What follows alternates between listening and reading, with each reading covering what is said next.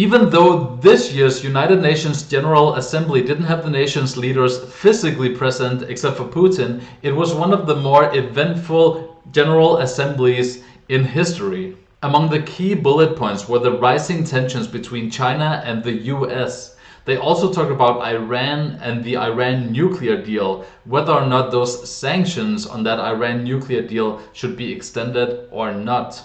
They talked about the India-China border dispute, and also Putin showed up offering the new coronavirus vaccine from Russia pretty much to everyone there. It is rare to see that many things happen with that many world powers involved in one day. So I'm here to give you a resume of the issues. We'll go through them step by step, so stay with me. We begin right after the intro.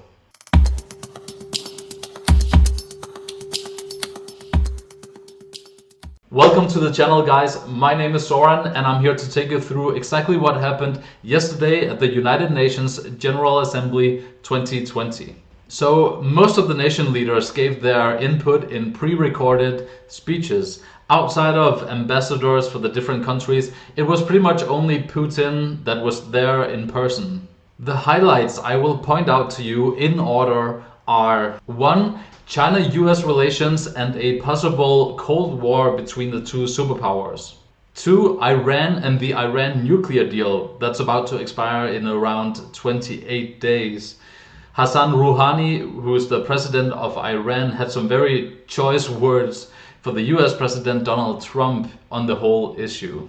3. We'll take a look at Putin's speech and his new Russian vaccine that's already been officially distributed to, at the very least, some parts of the Russian population already taking part of that vaccine. Officially, that has become the world's first vaccine, when a bunch of other countries are still talking about being the first in the world.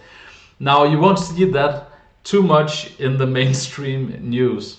And finally, we'll take a look at the border tensions between India and China that hopefully are seeing some release from all of the constant tensions that's been there over the last many years now. In the very end, we'll just quickly talk about the South China Sea and how the President Guterres of the Philippines is taking a stance against China's ever-expanding lines in the water, what they call the 9-dash line.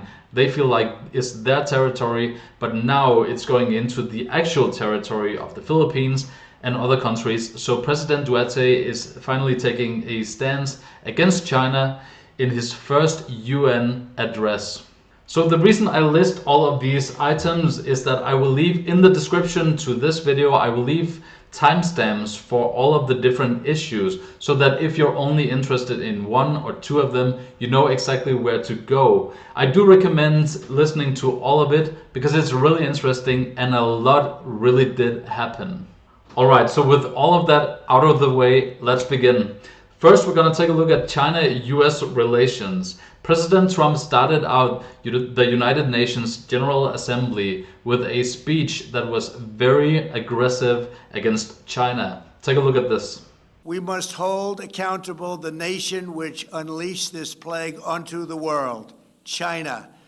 In the earliest days of the virus, China locked down travel domestically while allowing flights to leave China and infect the world.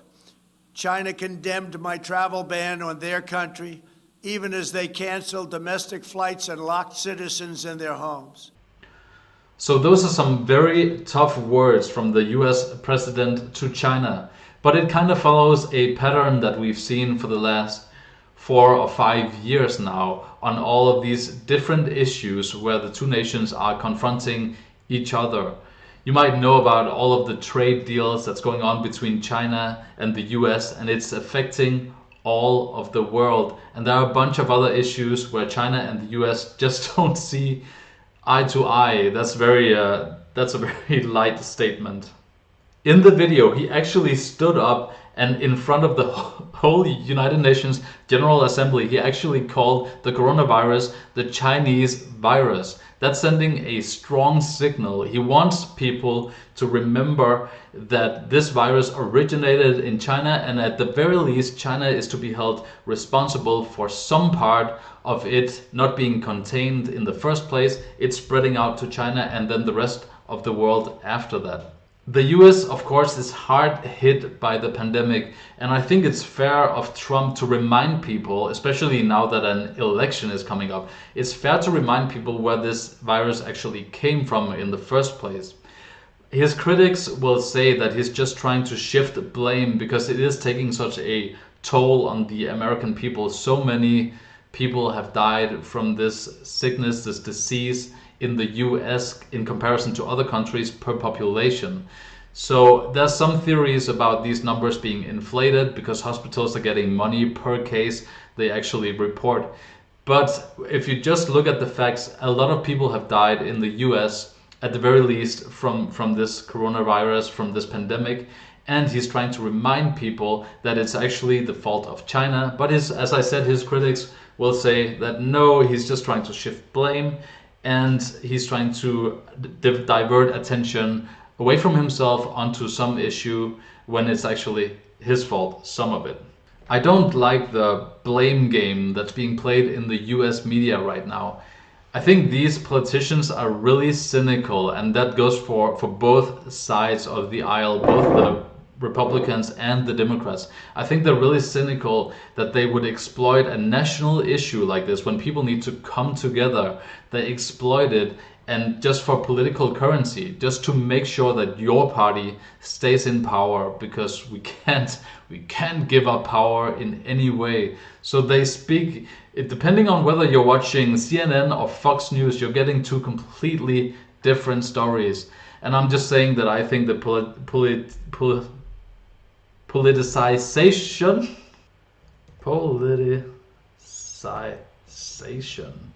my goodness.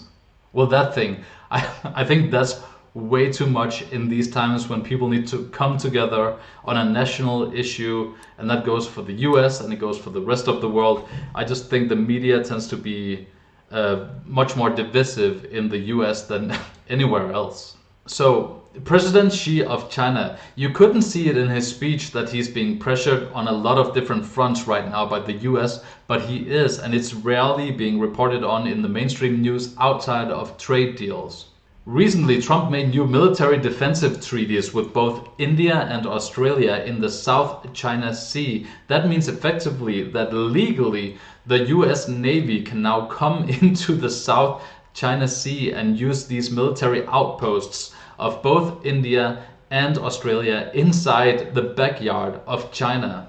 At the same time, the US stepped up its efforts to make sure that Taiwan keeps its independence from China and doesn't become the next new Hong Kong. Recently, obviously, Hong Kong was partly taken over by the CCP, the Chinese government, and Taiwan know that they are the next one in the line of countries that China wants to take over slowly but surely. Now the US are helping out Taiwan with both fighter jets and a bunch of different things. So that too has got to annoy China, since China sees Taiwan as being this renegade state within China. That's why on the Taiwan passport it says Republic of China. Now the Taiwanese government are creating new passports to get rid of the Republic of China, but that's for another story. So obviously, because of all of this, people are speculating that the world could be heading into a new Cold War between the two superpowers. Personally, I just don't think so, because these two powers, nation powers, have been stepping on each other's toes for a long time, and thankfully, so far, cooler heads have prevailed. But I do think that this BBC article makes a few really good points about it, so we'll just take a quick look at that. This article is by Laura Trevilli. Laura, it's from Laura.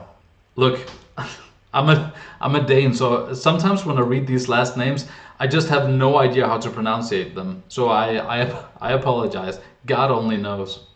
And I think even God, when he looks at this name, he goes like, I don't know about that name. I mean, imagine going to heaven and you finally pass the test that is this life. Then you stand in front of God, and then he looks at you. You're so happy you're about to enter the pearly gates, and he looks at you and he's like, Yeah, you came so close, you know? You came so close, but that name, no, we can't have any of that any of that here. He slams the door and you're locked out. I bet Laura would regret her name then.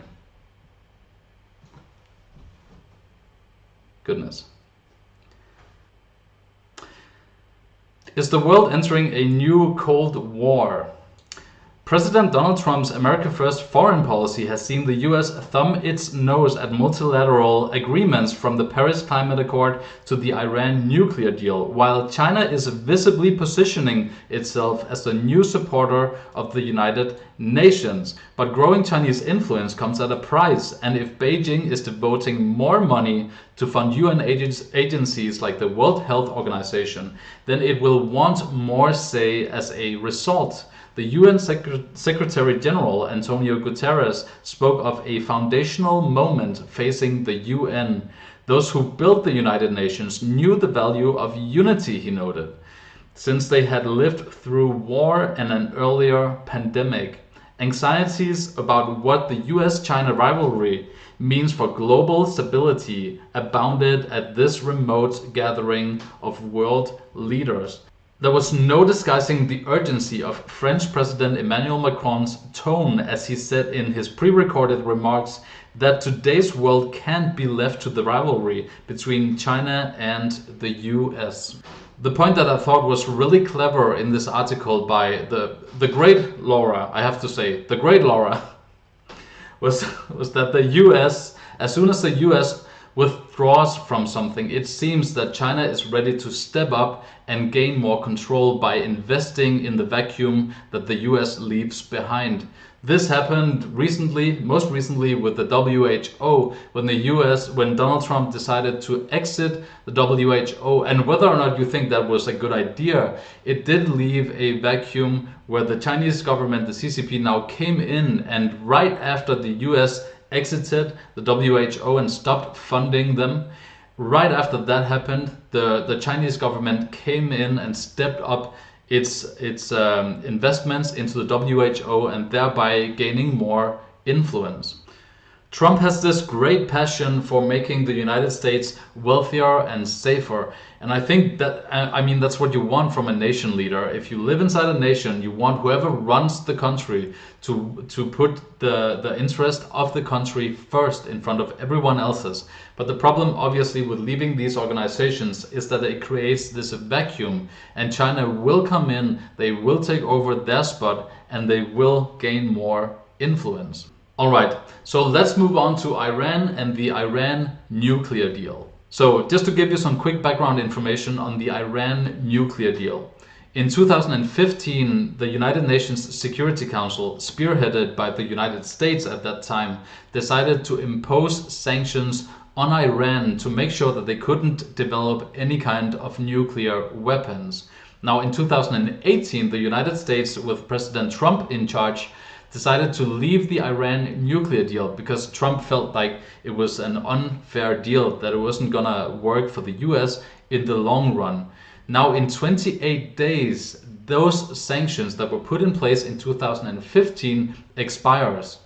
That leaves Iran able to develop all kinds of weapons, including nuclear weapons. So over the last few months, the United States have been unsuccessful in convincing any of these United Nations Security Council member nations to actually extend these sanctions. Mike Pompeo, the Secretary of State from the United States, has tried really hard to get any country of the United Nations on board with extending the sanctions, but he has been completely unsuccessful. So just a couple of days ago, he announced that the US will unilaterally impose these sanctions. They call them snapback sanctions. So they'll put the same sanctions on Iran, even though legally, technically, they can't do it. So Iran, for a long time, has felt bullied by the United States. And this is what President Hassan Rouhani had to say about the whole issue. Take a look. We are not a bargaining chip in US elections and domestic policy. Any US administration after the upcoming elections will have no choice but to surrender to the resilience of the Iranian nation. So when President Rouhani is talking about not becoming a bargaining chip for the US, this is what he's talking about. He doesn't want the US to impose illegal, in his eyes, sanctions on Iran when the US has no legal rights to do so. Actually, in the beginning, when the decision was up for voting within the United Nations Security Council, all of the member states said no to extending the sanctions. I think mostly because they wanted a new deal to be put in place. But that decision was vetoed by both Russia and China, so that you no longer could have that decision come into place. But now, obviously, the United States with Mike Pompeo is saying that we'll just put them in place anyways. Alright, so let's move on to Putin, his speech, and the new Russian vaccine for the pandemic. Putin had one of the longest of the speeches, and he tried to focus on sharing communication between the United Nations member states, and he talked about being more united at a time where everything is trying to divide us. He also talked about the member states of the United Nations keeping their veto rights, a right that Russia had just used to make sure that the Iran nuclear deal's sanctions would not be extended by the US. More notably, he talked about the new Russian vaccine, which, completely unreported by the mainstream news, has become the official world first vaccine for this pandemic. It's really quite an achievement for Russia. So right now in Russia, this vaccine is being handed out to hand-picked people. Mostly it's medical staff like nurses and doctors who are receiving this vaccine for it to be tested on a broader audience. And the government in Russia has said that if there are no complications, whatever that means, then the vaccine will be handed out to more people in October and to the rest of the world in November. If we find that the vaccine actually works, this is a major breakthrough and a huge achievement for all of Russia. It just has to be said that this vaccine has not been tested in the critical phase 3 testing, which is the phase where you test it on the most amount of people. You put it out to tens of thousands of people. Typically, this is the final phase before it's released. A vaccine is released into the public to find out if there are any rare but still very consequential side effects. You can't really get there without having a phase 3 trial, but this vaccine in Russia has not undergone a phase 3 trial. So that's a big no-no for me. As long as you don't know about the side effects, as long as you don't know what it actually could give you, there's no way and no chance I'm taking it. Another great thing that came out of the United Nations General Assembly is that India and China have agreed to stop sending troops to the disputed Himalayan border. Now, I want to be clear, this doesn't mean that they're withdrawing all of the troops. It just means that they will stop sending troops, that their military leaders have sat down and actually talked together and agreed that they will stop sending more military reinforcement into the region. India and China have been in this conflict at the so-called line of actual control for a long time now. So at the very least, this could be the beginning of de-escalations in and around that area. Let's read a part of this CNN article reporting on the issue. It says, Indian and Chinese senior military commanders met on Monday to discuss stabilizing tensions along the line of actual control LAC, the loosely defined demarcation line that separates the two countries. In a joint statement, both sides agreed to strengthen communication on the ground to avoid misunderstandings or action that may complicate the situation. They also agreed to not take any unilateral action that would change the situation on the ground, according to the statement. Another round of high-level military meetings will be held as soon as possible, the statement said. So that is truly some great news coming out of the border disputes between India and China in that area of the line of actual control. In the last year, we've seen one of the more bloody years on the in and around that area in terms of the conflicts, the rising tensions between India and China. So it's really great to see that at the very least some parts of that could be de-escalating from here on out. The whole area is very close to the capital of India, New Delhi, by the way, which must be such a relief for the Indian people as well. So finally, we'll take a brief look at the increasing tensions in the South China Sea. I've done quite a few videos on this, and it's fair to say that the situation is very complicated. In a nutshell, some years ago, China made the decision to draw this line in the water called the 9-dash line. In the beginning, this was around 75% of the South China Sea, which is a massive area for trade and for fishing and for all kinds of things. It was a massive part of it, but now the ever expanding line of the 9-dash line has increased, and it takes up more than 90% of the South China Sea. The only problem is that this was never recognized by anyone else than China. Actually, there was an independent court that ruled that the 9-dash line had no merit. It had no base in reality. You can't just put up a line in the water saying that's your territory. China felt like they could, so obviously they don't care too much about that ruling. The problem is that now, since the line has been expanding a little bit, it's been expanding into sovereign nations' waters. A country like the Philippines has come into contact with this 9-dash line to the effect that when fishermen from the Philippines are going out into the waters to fish, now China feels like they're invading their sovereign waters. And so you have a bunch of conflicts that are not really necessary, but a bunch of conflicts coming into play these years. More recently, these conflicts involved countries like Vietnam, Taiwan, and the Philippines. Now, the Philippines President Duterte had his first speech at the United Nations yesterday. So let's take a look at some of this article that talks about this very issue. South China Sea, Duterte's UN speech defending award wins praise, even from critics. In Duterte's first speech at the UN General Assembly, he rejected attempts by states to undermine an arbitral ruling that favors the Philippines' claims. This is the ruling of the independent court that I just talked about right before we began reading this article.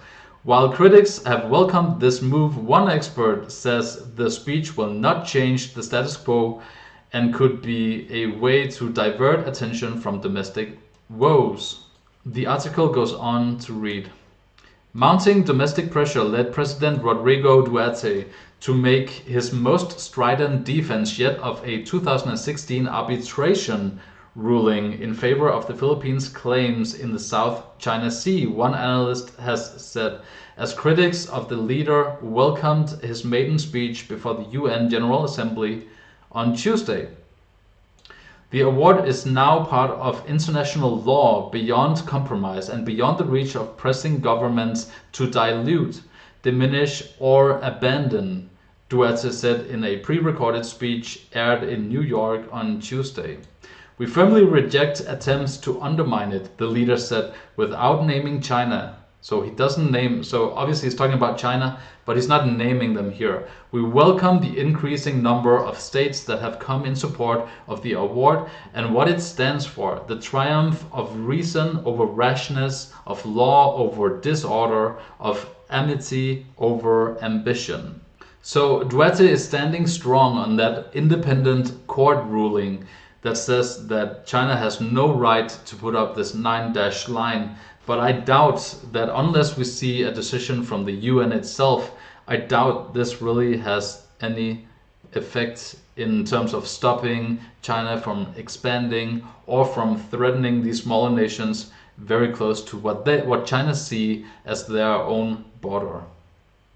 He also ended the speech by saying that he was more than willing to, quote, call on the United States Navy if necessary, which I don't think you have to, since the United States Navy has a massive presence already in the South China Sea. Alright guys, so that was a summary of everything that went on in this year's United Nations General Assembly 2020. If you found the information within the video useful, please consider subscribing or liking the video. If you really want to help me out, since I'm a very small channel, you can share my video. That's the thing that helps me out the most, since mainstream news tends to be the thing that pops up in the recommended section of all of my videos. Thanks a lot for watching. I'll see you guys tomorrow and have a great day.